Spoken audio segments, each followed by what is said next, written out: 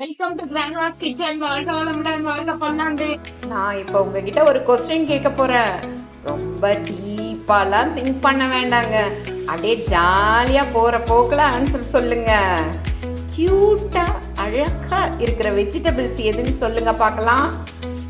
தெரிஞ்சதுன்னா நம்ம கமெண்ட் செக்ஷன்ல சொல்லுங்க.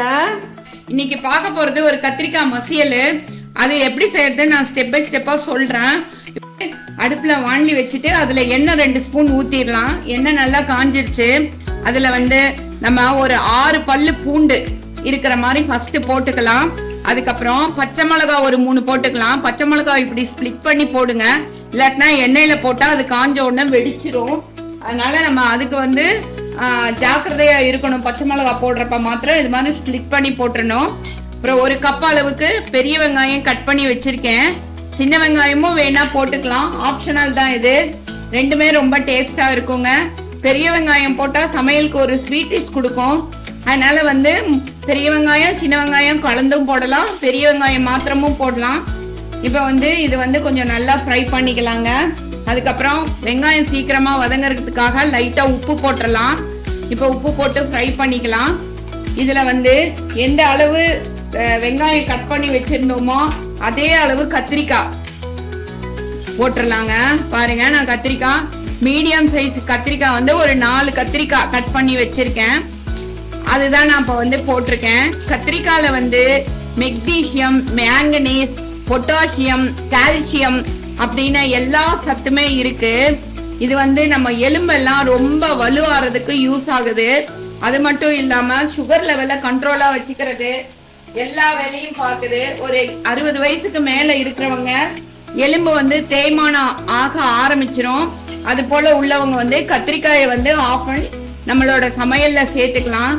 நிறைய பேருக்கு கத்திரிக்காய்ங்கிறது கொஞ்சம் பிடிக்காது. அப்படி இருக்கிறவங்க இந்த ஸ்டைல்ல செஞ்சு சாப்பிட்டா அதுல கத்திரிக்காய் போட்டிருக்கிறதே தெரியாது. ஆனா நம்ம உடம்புக்கு சத்து ஏறிடும்.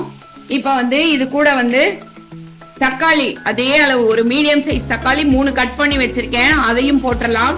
தக்காளி போடுறப்ப திருப்பி இன்னும் கொஞ்சம் உப்பு போட்டுக்கலாம். தக்காளி போடுறப்ப கருவேப்பிலையும் கொஞ்சம் போட்டுடலாம். இது எல்லாமே நல்லா அப்படியே உருவமே தெரியாத அளவு நல்லா வதங்கி வரணும். அது வரைக்கும் நம்ம கொஞ்சம் ஃப்ரை பண்ணிடலாங்க. அது ஒரு கண்டிப்பா ஒரு 5 மினிட்ஸ் ஆகும். சிம்ல வச்சு மூடி வச்சு ஃப்ரை பண்ணோம்னா சீக்கிரம் ஃப்ரை ஆயிரும். தக்காளி கண்டிப்பா நல்லா ஸ்மாஷ் ஆகிற மாதிரி ஃப்ரை ஆனாதான் நல்லா இருக்கும். நாட்டு தக்காளி கிடைச்சா நாட்டு தக்காளி போட்டுக்கலாம், இல்லைன்னா நார்மல் தக்காளி போட்டோம்னா புளிப்பு கொஞ்சம் கம்மியா இருக்கும். அதனால சின்னதா ஒரு சொலை இருக்கிற மாதிரி புளிய போட்டிருக்கேன் நானு. இப்ப இதை எல்லாமே கலந்து மூடி வச்சு வதக்கலாங்க. நல்லா ஃப்ரை ஆயிரணும், அதுதான் இது பேசிக். அது கத்திரிக்காய் தக்காளி எல்லாம் பாருங்க நல்லா சூப்பரா வெந்து வந்துருச்சு. இப்படி ப்ரெஸ் பண்ணாவே எல்லாமே அப்படியே ஸ்மாஷ் ஆகிற அளவு வெந்துருச்சு பாருங்க. இப்போ நம்ம இதுல இதுக்கு நல்லா இன்னும் டேஸ்ட்டு ஸ்மெல்லு எல்லாம் சேர்த்து கொடுக்கக்கூடிய கொத்தமல்லியை போட்டு நம்ம அடுப்பை ஆஃப் பண்ணிடலாங்க. இது சூடு ஆறுன அப்புறம் மிக்சியில போட்டு நல்லா ரொம்ப நைஸ் பண்ணக்கூடாதுங்க. கத்திரிக்காய் எல்லாமே உருவம் தெரியணும். அதனால பல்ஸ் பட்டன்ல போட்டு நம்ம அரைச்சா போதும். ரொம்ப நைஸா சட்னி ஆட்டம் அரைக்க கூடாது. இப்போ இதை நல்லா ஆற வச்சிடலாம். இப்போ இதுக்கு தாளிக்கிறதுக்கு நல்லெண்ணெய் போட்டுக்கலாம். பாருங்க, நல்லெண்ணெய் போட்டாச்சு. அதுல கடுகு 1/2 ஸ்பூன் கடுகு, 1 ஸ்பூன் உளுத்தம்பருப்பு போட்டுடலாம். போட்டுட்டு நம்ம இந்த பல்ஸ் பட்டன்ல போட்டு அரைச்சி வச்சிருக்கோம் இல்லையா, இந்த கத்திரிக்காய் ஃப்ரை பண்ணதை அதை இப்போ இதுல போட்டுடலாங்க.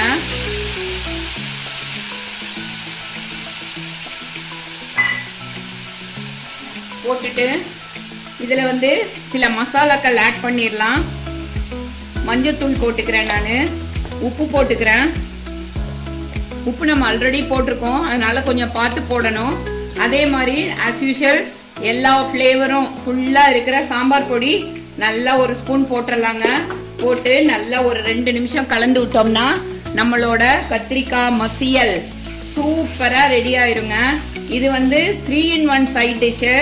மார்னிங் பிரேக்ஃபாஸ்ட்டுக்கு இட்லி தோசைக்கு ரொம்ப நல்லா இருக்கும். அதே மாதிரி லஞ்ச் கூட சுட சுட சாதத்துக்கு நெய் போட்டு இதை வந்து தொட்டு சாப்பிட்டா அதுவும் நல்லா இருக்கும். நைட் டைம் சப்பாத்திக்கு அதுவும் நல்லா இருக்குங்க. 3-in-1 சைட் டிஷ் கத்திரிக்காய் போட்டதே தெரியாது. நம்ம வந்து ஹோட்டல்ல எல்லாம் ஒரு மாதிரி க்ரீனு ரெட்டிஷாக கலந்த ஒரு சட்னி வச்சுருப்பாங்க இல்லையா, கிட்டத்தட்ட அதே டேஸ்ட்டு கிடைக்குங்க நம்மளுக்கு. இப்போ இதை வந்து நல்லா கலக்கி விட்டுட்டோம்னா நம்மளோட கத்திரிக்காய் மசியல், கத்திரிக்காய் தொக்கு, கத்திரிக்காய் சட்னி எப்படி வேணா சொல்லலாங்க, ரெடி ஆயிருச்சு. ஒரு கொதி வந்த உடனே இறக்கிடலாம். இப்போ இதுக்கு மேலே வந்து கொஞ்சமாக கட் பண்ணி வச்ச கொத்தமல்லி போடலாங்க. கொத்தமல்லி வந்து எப்போவுமே எந்த டிஷ்ஷு கூட போட்டாலும் அதோட ஃப்ளேவரை நல்லா தூக்கி கொடுக்கும். அது மட்டும் இல்லாமல் கொத்தமல்லியில் நிறைய அயர்ன் சத்து இருக்குது. அதனால் இது சாப்பிட்டோம்னா உடம்புக்கும் ரொம்ப நல்லதுங்க.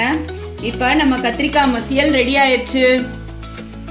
அடுப்பை ஆஃப் பண்ணிவிட்டு இது ஒரு சர்விங் பவுலுக்கு மாற்றிடலாம். ஒரு சூப்பரான சுவையான கத்திரிக்காய் மசியல் வந்து நம்மளுக்கு சூப்பராக ரெடி ஆயிடுச்சுங்க. இது வந்து இட்லி தோசை எல்லாத்துக்கும் நல்லா இருக்கும். மத்தியானம் சாதத்துக்கும் கலந்து சாப்பிட்டா ரொம்ப ரொம்ப டேஸ்ட்டாக இருக்கும். அதே மாதிரி ஈவினிங் சப்பாத்தி பண்ணோம்னா அதுக்கும் ரொம்ப நல்லா இருக்குங்க. கத்திரிக்காயே பிடிக்காதவங்களுக்கு கூட இதில் கத்திரிக்காய் போட்டிருக்கிறதே தெரியாது. அது மாதிரி அவங்க இஷ்டமாக சாப்பிட்ருவாங்க. நம்ம எல்லாரும் இது மாதிரி கத்திரிக்காய் தொக்கு அல்லது கத்திரிக்காய் மசியல் எப்படி வேணால் நம்ம வச்சுக்கலாங்க. நம்மளோட ஆப்ஷன் தான், வச்சு செய்யலாம். இது வந்து ஒரு தஞ்சாவூர் ஸ்பெஷல். தேங்க்ஸ் ஃபார் வாட்சிங் அவர் கிராண்ட்மாஸ் கிச்சன்.